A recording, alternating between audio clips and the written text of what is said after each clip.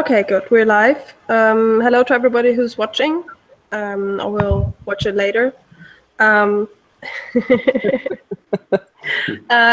we're talking basically about how we'll proceed with PIVX, what will happen in the next weeks or months, maybe give a little bit of insight for the new people that joined. I mean, over 1,500 new people maybe might want to know what is going on and what will happen.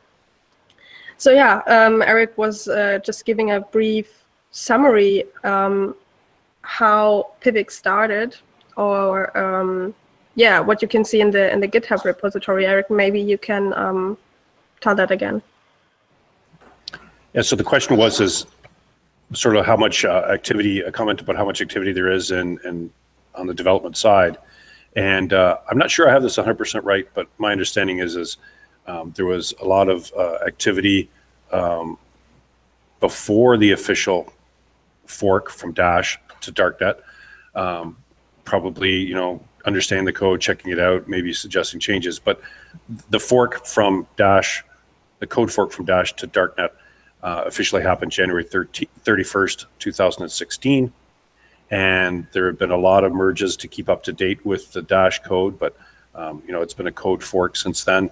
And then the rebrand happened towards the end of 2016 and took a couple months to happen. And we kind of marked the official completion of the rebrand to be March 1st, 2017, just a few weeks ago. Still a few straggling tasks to do at different sites where they have the old name, et cetera, but that's the official time. And yeah, towards the end of 2016, and now we've got a lot more development action happening. You see a lot more commits on GitHub. And, you know, as the Slack has grown dramatically, and that's putting us on the radar for a lot of people, including people that do development. So, you know, we're getting more and more developers reaching out to us to find out how they can get involved. That's where that's at. Okay, thank you. Michael was just mentioning maybe it would be good to address pre-mining questions, original founder stake. Do we have something like this in PIVX?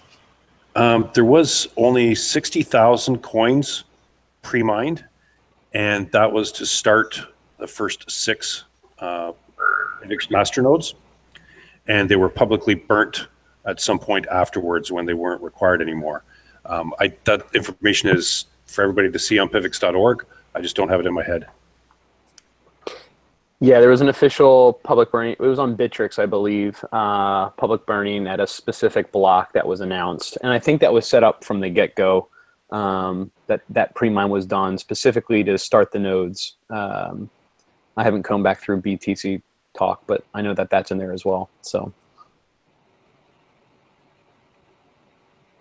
other than that, founder stake, no, I mean that was it. So you didn't have a crazy insta mine like you have seen in some other coins.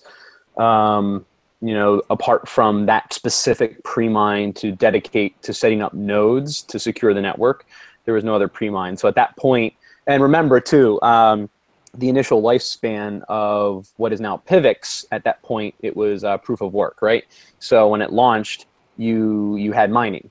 Right, so it was publicly available, everybody could mine, and that's what you saw for the first specific blocks. And then at that point, the code was changed over to proof of stake. So, and that's what PIVX currently is. So, which is interesting, and I don't know if there's some legacy, because there's a lot of people coming in asking like, hey, how do you mine PIVX? And you know, probably my guess is they're seeing Dash, right? So they're seeing that, oh, we're you know, the fork of Dash and et cetera.